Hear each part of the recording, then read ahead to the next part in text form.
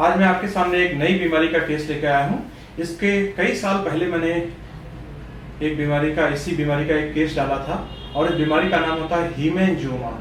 हीमेंजियोमा जिसे हम blood vessels का भी ट्यूमर कहते हैं, एक दो तरह का ट्यूमर होता है। इसे कैपिलरी हीमेंजियोमा और कैवर्नस हीमेंजियोमा के भाग में डिवाइड कर सकते हैं। कैपिलरी हीमेंजियोमा इन्फेंटाइल और चेरी हीमेंजियोमा होता है, जहाँ पर ब्लड वेसल्स आपको रेड और जिसे कहते हैं स्ट्रॉबेरी अपीयरेंस में, जैसे स्ट्रॉबेरी लाल रंग की होती है उस तरह का अपीयरेंस लेकर जाता है। और जो कैवर्नस हीमेंजियोमा होता है मोस्टली आई के अराउंड होता है। तो हीमेंजियोमा एक ऐसा बीमारी है जो एक डेवलपमेंटल डिफेक्ट है। बच्चे जो पैदा होते हैं तो उसके बाद ब्लड वेसल्स में इमेच्योर उसकी जो ब्लड वेसल्स होती है वहां पर एक माल फॉर्मेशन होता है और उसकी वजह से ब्लड वेसल्स का ट्यूमर जैसा इसको कह सकते हैं और ये होता है। यूजुअली तो ऐसा कहा जाता है कि हीमेंजियोमा खुद रिजॉल्व हो जाता है, सेल्फ रिजॉल्विंग चीज होती है, लेकिन इसके लिए एलोपैथी में प्रोपेनॉल नाम की एक दवा होती है वो दिया जाता है।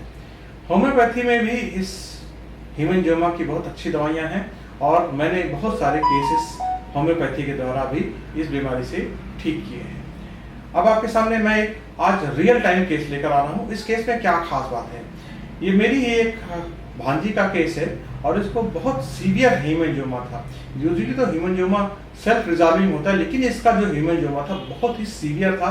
इसका पूरा राइट हैंड भरा हुआ था हीमेंजियोमा से और इसमें एक जो खराब बात हो रही थी कि उसमें अल्सर डेवलप हो रहे थे, जिसकी वजह से इसमें कॉन्ट्रैक्चर डेवलप होता है। कॉन्ट्रैक्चर स्किन के सेगमेंट को कहते हैं जब स्किन आपस में जुड़ जाती है या वहां पे एक कड़ापन आ जाता है, तो कॉन्ट्रैक्चर डेवलप हो रहा था और मैंने इसका ट्रीटमेंट किया।